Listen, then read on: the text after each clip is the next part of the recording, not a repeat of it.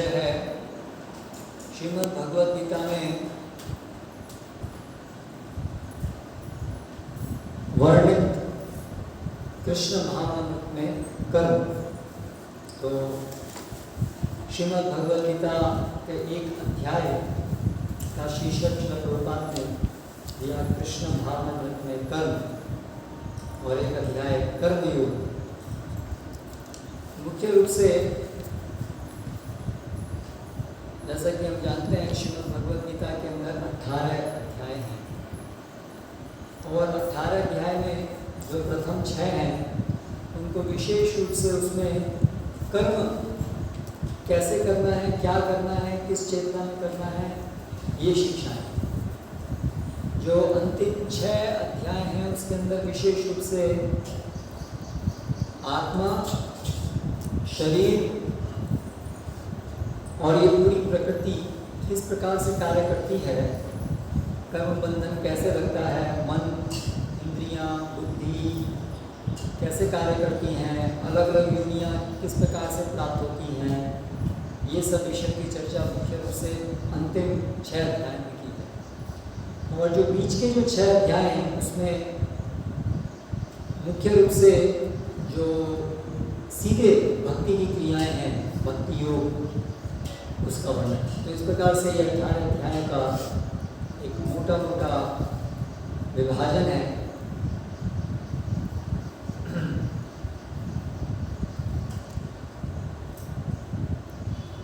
शास्त्रों में आध्यात्मिक प्रगति के लिए मुख्य रूप से 3 विधियां बताई गई हैं: कर्म, कर्मयोग, ज्ञान योग और भक्ति योग। तो भगवद गीता के अंतर्गत भी, क्योंकि भगवद गीता वेदों का सार है, यहाँ पर भी इसी प्रकार से ये तीनों चीज़ों का वर्णन है: कर्मयोग, ज्ञान योग, भक्ति योग। तो मुख्य रूप से ये जो श्रृंखला है इसमें हम भगवद गीता के कुछ श्लोक क्रमशः देखेंगे कि कैसे वो कृष्ण भावनामृत के अंदर जो हम अभी हैं, हमारे लिए उसमें क्या संदेश है, और जो कर्म योग, ज्ञान योग, भक्ति योग, ये सब क्या है, कैसे उसका आपस में सामंजस्य है, ये कुछ हद तक समझने का प्रयास करेंगे। जैसे कि आप सभी जो लोग यहाँ रेगुलरली आते हैं उन्होंने सुना होगा, और ये बहुत प्रसिद्ध है कि भगवद गीता में जो सबसे गुह्यतम ज्ञान है, सारा जो निचोड़ है भगवद गीता का, वो भगवद गीता के 18वें अध्याय में 2 श्लोकों में भगवान प्रस्तुत करते हैं। कौन से श्लोक हैं वो? मन मना भाव मन भक्तो मत्यादि मां मनसु, और दूसरा श्लोक सर्वधर्मान परित्यज्य मामेकं शरणं व्रज। तो उस सर्वधर्मान परित्यज्य श्लोक में अगर हम देखते हैं तो भगवान कह रहे हैं कि सभी जो भी मैंने अभी तक वर्णित किया है, क्योंकि भगवान ने अलग अलग स्तर पे धर्म का वर्णन किया, और भगवान कह रहे हैं सर्वधर्मान परित्यज्य, उन सभी का भी आप परित्याग कर दीजिए और मेरी शरण में आ जाइए। तो इस बात को लेकर के भी कुछ समझने में कठिनाई हो सकती है कि भगवान पहले जो बताए हैं कर्म करने को, बाद में उसको छोड़ने को कह रहे हैं, कैसे उसको हमें समझना है। तो इन सब चीज़ों को लेकर के कुछ कैसे इनको समझना है, उसके लिए हम लोग प्रयास करेंगे कुछ कक्षाओं में। तो पहले एक भूमिका, आधारभूत भूमिका थोड़ी सी उसकी समझने की आवश्यकता है। ये जो भगवद गीता है ये एक वेदों, उपनिषदों का सार है। वेदों, गीतोपनिषद इसको कहते हैं, और उपनिषद जो है वो वेदों का अंतिम भाग है। अंतिम भाग अर्थात जिसमें उत्तरोत्तर वेदों में उत्तरोत्तर उच्च स्तर की शिक्षाएं दी गई हैं, क्योंकि सभी लोग एक ही चेतना के स्तर पे नहीं होते हैं। तो निम्न स्तर से चेतना को उठा करके धीरे धीरे धीरे ऊपर लाने के लिए वेदों में अलग अलग स्तर पर शिक्षाएं दी गई हैं। तो मुख्य रूप से जो 4 वेद हैं उनके अंदर जो शिक्षाएं हैं उसके 4 विभाग हैं। तो उसमें संहिताएं हैं सर्वप्रथम, जिसमें अलग अलग देवी देवताओं की स्तुतियां हैं, और उसके बाद फिर ब्राह्मण भाग है जिसमें कि देवी देवताओं को भगवान देवी देवताओं के माध्यम से भगवान विष्णु की पूजा करने के लिए यज्ञ विधि का वर्णन है। और उसके बाद फिर आरण्य का भाग है जिसमें कि विशेष रूप से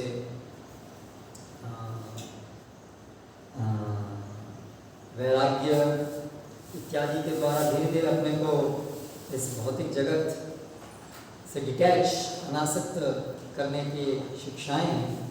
और अंत में उपनिषद हैं जिसमें कि परम सत्य क्या है और कैसे हम परम सत्य का साक्षात्कार कर सकते हैं ये बताया गया। तो इस प्रकार से उत्तर 4 स्तर हैं। तो उसमें जो भगवद गीता है वो उपनिषदों का सार है, यानी कि इसमें ब्रह्म विद्या, इसलिए इसमें ब्रह्म विद्या अर्थात तो ब्रह्म जिज्ञासा। वेदांत सूत्र जहाँ शुरू होते हैं, वेदांत सूत्र क्या है? व्यास देव जी जिन्होंने वेदों को लिखित रूप दिया, तो उन्होंने समस्त जो वैदिक शिक्षाएं हैं, मुख्य रूप से जो उपनिषद हैं, जो सभी वेदों का अंतिम संदेश है, उसको सूत्रबद्ध किया। उसको वेदांत सूत्र कहते हैं। तो अथा तो ब्रह्म जिज्ञासा, तो वेदांत सूत्र का आरंभ होता है कि अभी ब्रह्म जिज्ञासा करते हैं, ब्रह्म क्या है, परम सत्य क्या है। तो इसीलिए ये जो भगवद गीता है, क्योंकि ये गीतोपनिषद, ये उपनिषदों के समकक्ष है, तो इसलिए जो इसका विषय है वो ब्रह्म विद्या है, परम सत्य क्या है इसको जानना है। इसके जो निम्न वेदों में जो निम्न स्तर की शिक्षाएं हैं, कर्मकांड, इस भौतिक जगत में जो लोग भौतिक जगत का भोग करना चाहते हैं उनके लिए निर्देश दिए हैं कर्मकांड भाग में। तो हम बोलेंगे कि इसमें निर्देश देने की क्या आवश्यकता है, तो भोग करना सब करते ही हैं, बिना वेदों के जाने भी करते हैं। तो वेदों में जो लोग भोग करना चाहते हैं, क्योंकि ज़्यादातर लोग तो इसी स्तर पे हैं, उनको इस प्रकार से शिक्षाएं हैं जिससे कि वो भोग करें किंतु धीरे धीरे उनकी चेतना की शुद्धि भी हो। क्रमिक विकास, क्योंकि सभी लोग तुरंत एकदम से उत्तम स्तर पर नहीं कार्य कर पाते हैं, इसलिए वेदों में जिन वेदों को कल्प वृक्ष के समान भी कहा गया है, अलग अलग स्तर के लोगों की इच्छाओं को पूर्ति करना है, लेकिन क्योंकि वो भगवान के द्वारा दिया गया है, इसलिए भगवान उस पूर्ति को इस प्रकार से देते हैं कि उसमें एक दवाई भी होती है। जैसे माता बच्चे को दवाई, बच्चा नहीं लेना चाहता है तो उसको शहद में मिला के देती है, तो ऐसे ही शास्त्रों में जो लोग बच्चे की तरह से हैं, वो सर्वश्रेष्ठ जो ज्ञान है उसको ग्रहण करने के लिए आनाकानी करते हैं, उनके लिए शहद में मिला करके दवाई भगवान देते हैं कर्मकांड ज्ञानकांड के रूप में। ये भी अलग एक विभाजन का तरीका है, ज्ञान का कर्मकांड, ज्ञानकांड, उपासना कांड, इस प्रकार से। तो अंतिम उद्देश्य तो यही है, भगवान जिस उद्देश्य से वेदों को दिए हैं कि वेदैश्च सर्वैर अहम एव वेद्य, जिससे भगवान श्री कृष्ण को जाना जाए था, उनका साक्षात्कार किया जाए, अर्थात उनकी शरण ग्रहण की जाए। अंतिम ये उद्देश्य है, लेकिन उसमें फिर अलग अलग स्तर के लोग हैं तो उनको वहाँ से उठाएंगे। तो जो सबसे आरंभिक स्तर है वो कर्मकांड स्तर है, जिसमें कि वो उन लोगों के लिए लक्षित है जो बहुत अधिक आसक्त हैं इस भौतिक जगत में, जिनकी जो श्रद्धा है, जिनकी जो मानसिकता है वो पूरी यही है कि इस भौतिक जगत में सुख है और हम इस भौतिक जगत में हैं, भौतिक जगत में हम भोग कर सकते हैं, हम सुखी हो सकते हैं। उनकी पूरी श्रद्धा इसी चीज में है। ये बात कि इस भौतिक जगत में सुख नहीं है या दुखालय है, ये उनको अटपटी लगती है। का तो सुख है। ऐसे आप बात करते हैं, हम सुखी हैं, वो कितने लोग सुखी हैं, इसमें इतनी संभावनाएं हैं यहाँ सुखी होने की, इतनी सुंदर सुंदर चीज़ें हैं यहाँ पर। तो ये जो उपदेश है कि ये भौतिक जगत दुखालय में, ये उनको हृदयांतर नहीं होता। आप देखे होंगे हम ऐसे बहुत लोग को मिलते हैं, मिलकर या आप लोग एस्केपिस्ट हैं, आप लोग को इस जगत में कैसे भोग करना है वो पता नहीं। Life is to enjoy, you can enjoy, work hard, you can enjoy.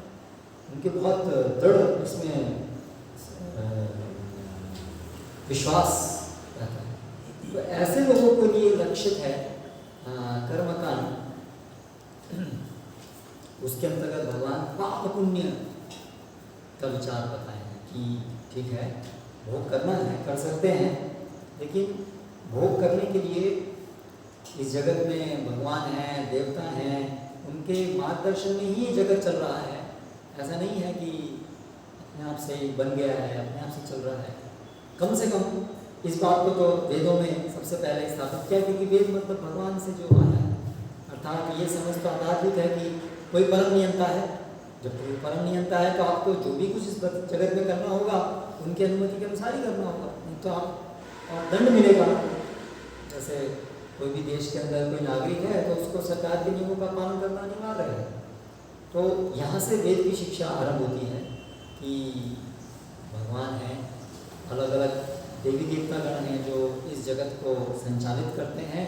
इसलिए यदि हमें भोग करना है तो हमें क्या करना होगा, हमें देवताओं को प्रसन्न करना। देवान भावयतानेन ते देवा भावयन्तु वः।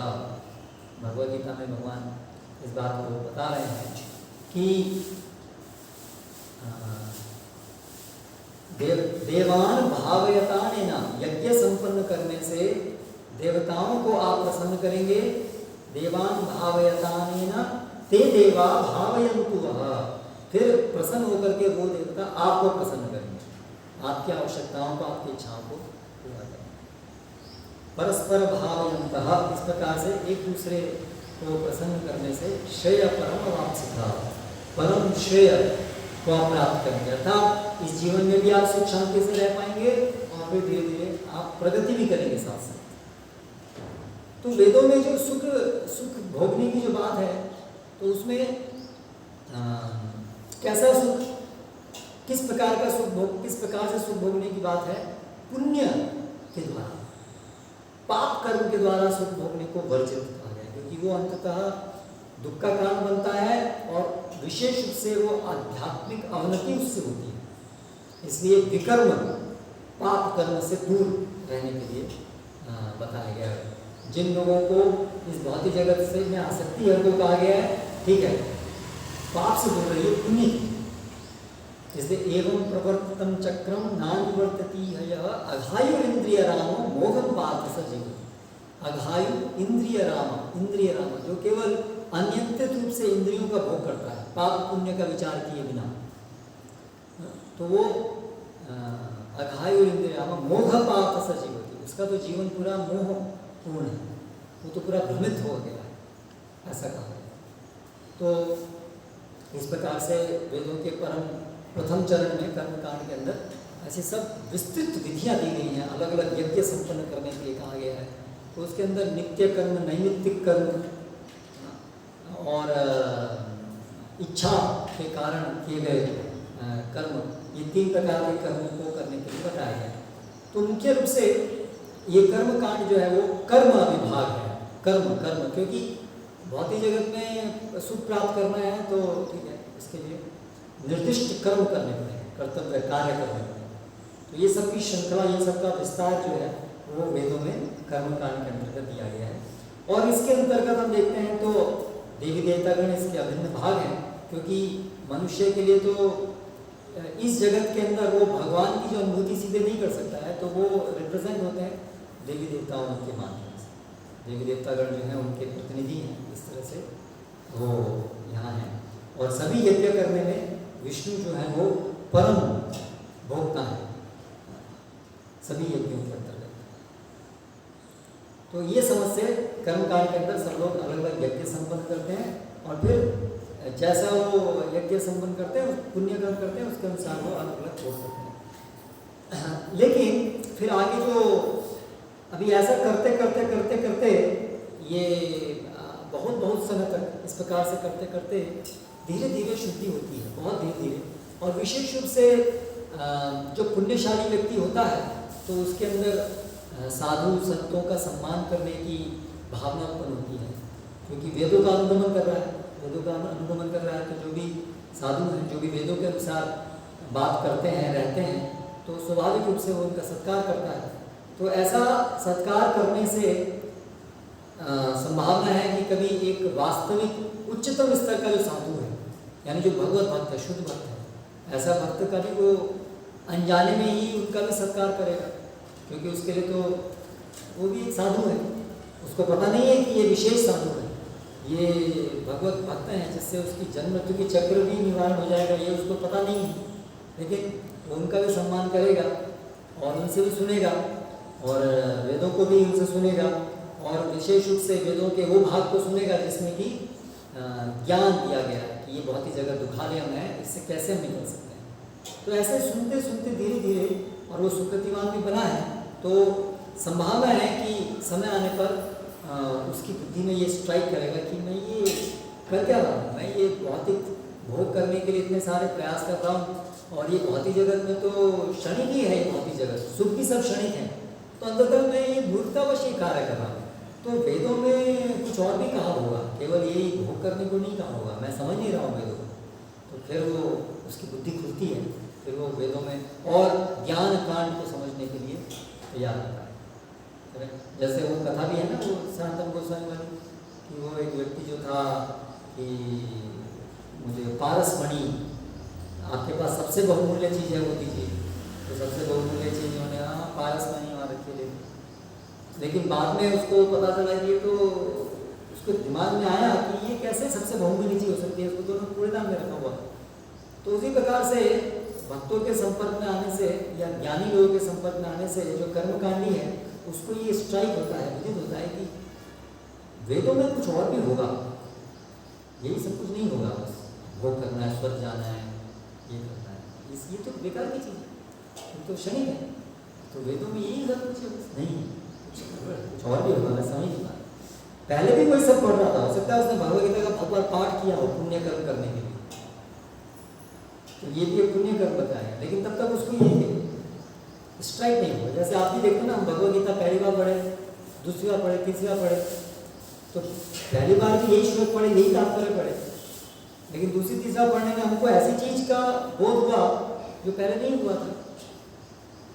क्यों ये अंतर हुआ? पहले भी हम पढ़ रहे थे लेकिन हमें समझ में नहीं आया। क्यों समझ में नहीं आया?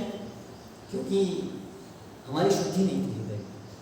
तो हृदय की शुद्धि के अनुपात में हमें चीजें समझ में आती है। जैसे प्रवचन में बहुत लोग बैठे हुए हैं, सभी को एक ही चीज समझ में नहीं आती है, सभी को अलग अलग स्तर की चीज समझ में आती है, उनकी चेतना के अनुसार, उनकी शुद्धि के अनुसार। तो उसी प्रकार से ये, तो इस प्रकार से जो व्यक्ति कर्मकांड भाग में होता है, वो धीरे धीरे जैसे उसकी शुद्धि होती है, क्योंकि दवाई उसमें मिली हुई है, भगवान ने उसको दवाई मिला के रखी है। वो जो कृष्ण नाम और वो जो ये सब उद्देश्य हैं, ये जैसे जैसे उसके कर्म में आता है उससे उसकी शुद्धि होती है, और वो फिर उसके कारण फिर उसके अंदर ये एक योग्यता बनती है कि अभी वो ज्ञान, अभी वो उत्सुक हो जाता है कि मुझे जानना है कि ये इस भौतिक जगत के परे क्या है, सच्चाई क्या है, आखिर मैं कौन हूँ। ये तो सब कुछ नहीं हो सकता, ये क्षणिक जगत है, ये तो सत्य कैसे है, तो असत्य है, ये तो क्षणिक है, ये असत्य है, तो सत्य क्या है? ये सब क्षणिक है, ये सत्य क्या है? तो ये बहुत बड़ा ट्रांसफॉर्मेशन है जीवन में। बहुनाम कई कई जन्मों के बाद लोगों के जीवन में ये ट्रांसफॉर्मेशन आता है कि हाँ, ये सारे जगत में हर चीज़ तो अनित्य है, अनित्य चीज़ मुझे कभी संतुष्ट नहीं कर सकती। ये रियलाइजेशन, अनित्य चीज़ मुझे कभी संतुष्ट नहीं कर सकती, मुझे नित्य चीज़ को ढूंढना चाहिए। नित्य क्या है, मुझे उसको ढूंढना चाहिए। ये बहुत बड़ा चेंज है ना जीवन में, इसमें करोड़ करोड़ जन लग जाते हैं इस ट्रांसफॉर्मेशन को। जैसे बच्चा है तो खेल खेल खेल खेल खेल खेल खेल दिन रात खेल खेल खेल, लेकिन एक समय आता है जब उसको लगता है बहुत हो गया खेल, अभी कुछ और भी करना है लाइफ में, आखिर आदमी बनना है, अपने पैर पर खड़ा होना है, कुछ मेरी कर्तव्य है, मेरी कुछ जिम्मेदारी है, मेरे माता पिता हैं, उन्होंने मुझे बड़ा किया है, मेरी उनके प्रति कोई जिम्मेदारी है ना। लेकिन एक स्टेज तक तो उसको ये बात समझ में नहीं आती है। उसको लगता है बस माता पिता का नाम मुझे खिलौने ला के देना, ये उनका कर्तव्य और ये मेरा उनका संबंध है कि मुझे खिलौने देते रहे, मैं खेलता रहूँ। और इसमें उसको बिल्कुल भी कुछ चीज़ एबनॉर्मल नहीं लगती है, परफेक्ट, यही तो चीज़ और क्या। और अगर माता पिता को बोलते हैं बेटे अभी खेलना बंद करो, ये करो, तो उसको अजीब लगता है, क्यों ये ऐसा बोल रहे हैं, कुछ समझ में नहीं आ रहा क्यों ऐसा बोल रहे हैं। एक उसका स्तर आता है, वो स्तर कैसे आता है, वो भी एक प्रकार की शुद्धि से ही आता है, लेकिन वो शुद्धि भगवान के नियम के अनुसार आयु बढ़ने से वो विवेक बुद्धि जागृत होती है, जिससे कि उसके अंदर वो स्ट्राइक होता है कि हाँ एक्चुअली मेरे माता पिता ये मेरे इतना कुछ कर रहे हैं, तो ये मेरा भी तो कुछ कर्तव्य बनता है इनकी प्रति करने का। ऐसे धीरे धीरे उसकी प्रवृत्ति होती है। तो उसी प्रकार से जो व्यक्ति कर्म करता है तो वो सकाम कर्म कहते हैं उसको। उसने अंतर जो किया है कर्म कांड के अंदर किया है सकाम कर्म। सकाम मतलब कामना से प्रेरित होकर के किए जाने वाले कर्म, सकाम। तो सकाम कर्म थोड़ी थोड़ी जो दवाई थी उससे उसकी शुद्धि हुई और धीरे धीरे वो अभी इस निष्कर्ष पर पहुंचा कि ये भौतिक जगत अनित्य है, अभी मुझे इससे निकलना है। तब उसको हम बोलते हैं अभी मुमुक्षु, अभी वो मुक्ति प्राप्त करने के लिए इच्छुक। इससे पहले वो क्या था, भोगी, उसकी इच्छा क्या थी, भोग करना। लेकिन अभी वो हो गया मुमुक्षु, मुक्ति प्राप्त। मुझे जगत से परे जाना है, मुझे अपनी नित्यता को समझना है, मुझे नित्य जीवन क्या है, नित्य। तो यहाँ से फिर अभी ज्ञान शुरू होता है, ज्ञान। अभी इसमें ज्ञान जो कांड है, जो ज्ञान भाग है शास्त्रों का, उसमें दो भाग है। एक है जिसमें निर्विशेष मुक्ति की तरफ जो ले जाता है, और दूसरा है जो भगवत भक्ति की तरफ ले जाता है। तो ज्ञान कांड के अंदर या जो उपनिषद है वो ज्ञान कांड के अंतर्गत आता है। तो और जो संहिता ब्राह्मण भाग है वो जो है कर्म कांड का भाग है। तो उसके अंदर अभी दो डायरेक्शंस हैं। जो मुक्ति कामी है उसमें भी दो डायरेक्शंस हैं। एक है जो मुक्त होकर के ब्रह्म में लीन होना चाहते हैं या परमात्मा के लोक में जाना चाहते हैं, परमात्मा का साक्षात्कार बस। और दूसरे प्रकार के लोग हैं जिनकी साधु संग से ये सुकृति उत्पन्न होती है कि उनकी समझ में आता है या उनकी उत्सुकता होती है कि पूर्ण पुरुषोत्तम भगवान उनके साथ हमें उनकी सेवा करनी है, उनके साथ हमें आदान प्रदान करना है। ऐसी उनके अंदर श्रद्धा उत्पन्न होती है। तो वो लोग भक्तिमय ज्ञान कांड के अंदर ये भक्ति उन्मुख, जो भक्ति को प्रेरित करने वाली है, ऐसे डायरेक्शन में वो लोग जाते हैं। तो इस प्रकार से ज्ञान के अंदर, ज्ञान भाग जो है उसके अंदर ये सब विश्लेषण है।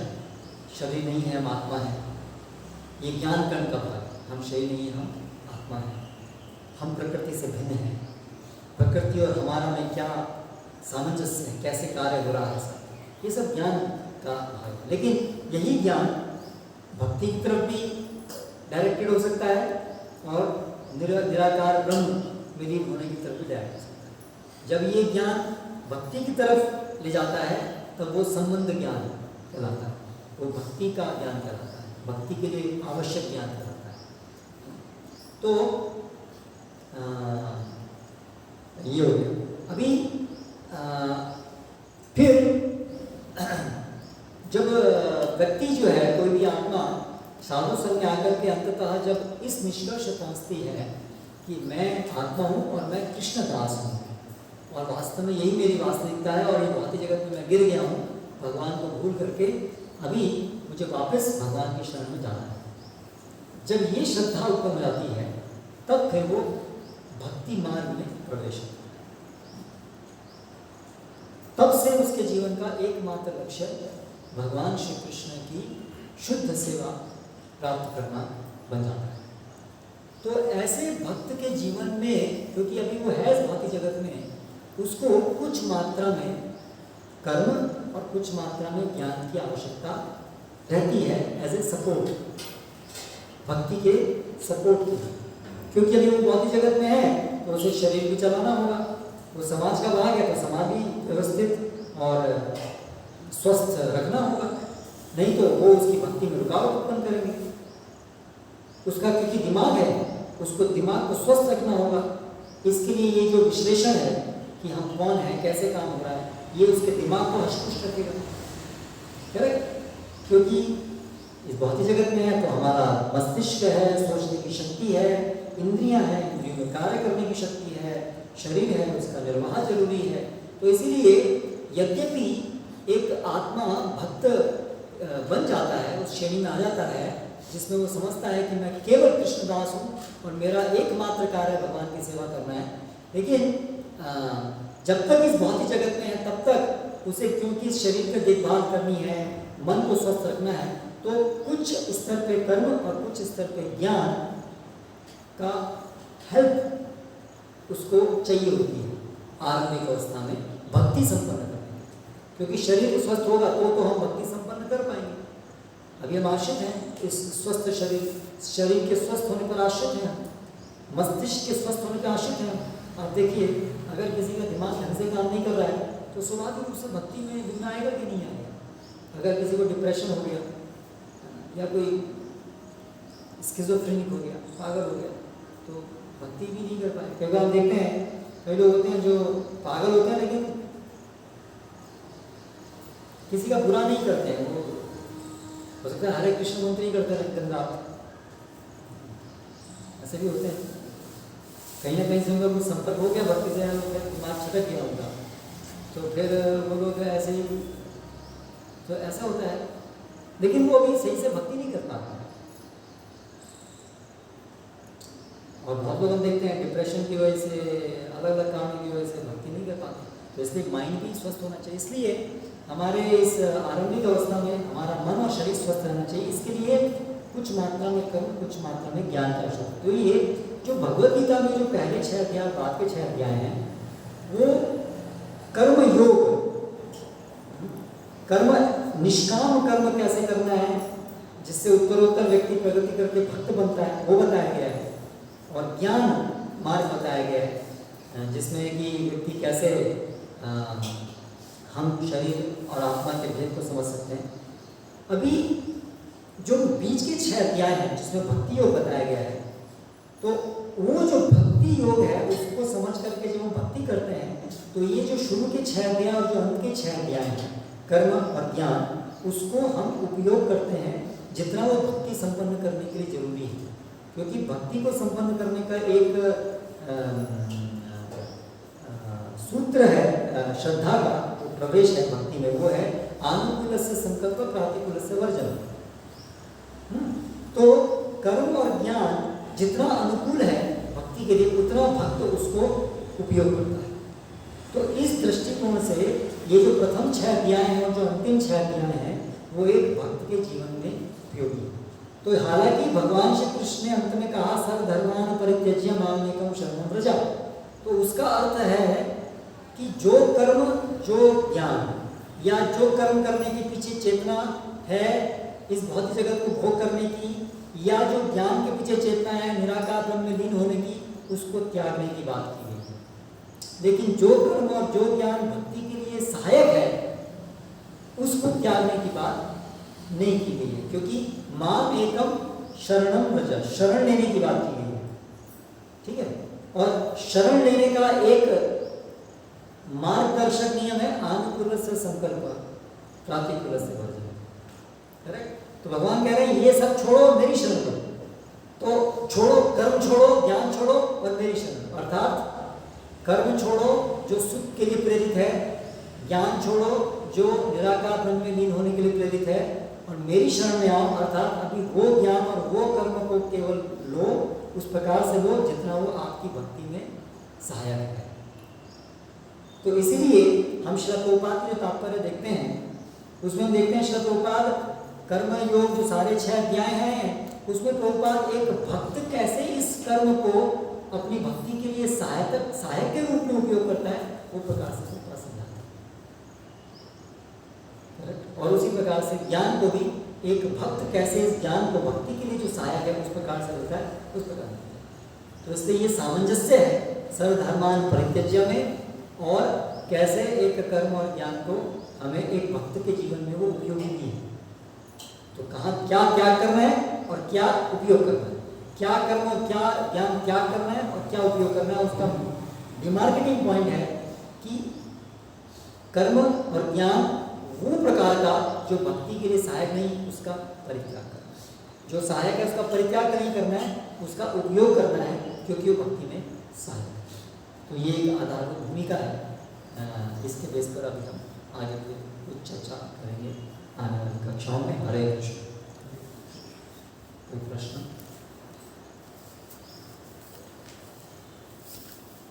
ध्यान योग के बारे में? ध्यान योग जो है वो जो ज्ञान है उसी का ही अंतर्गत एक भाग है। ध्यान योग जो है वो जो ज्ञान खंड है, ज्ञान भाग है, जिसमें जो लोग जिनकी ब्रह्म में लीन होना या परमात्मा को प्राप्त करना जिनका ध्येय होता है, वो लोग ध्यान मार्ग का अनुसरण करते हैं। और कुछ मिश्रित भक्त भी ध्यान मार्ग का अनुसरण करते हैं भगवान को भक्ति करने के लिए, लेकिन मिश्रित, वो शुद्ध भक्त ना होकर के उसका सहारा लेते हैं, वो मिश्रित कहलाते हैं। तो इस दृष्टिकोण से हम ध्यान का भी वर्णन भगवद गीता में है, क्योंकि ये ज्ञान के अंतर्गत है। कर्म ज्ञान भक्ति, तो ज्ञान के अंदर ये ध्यान योग भी है।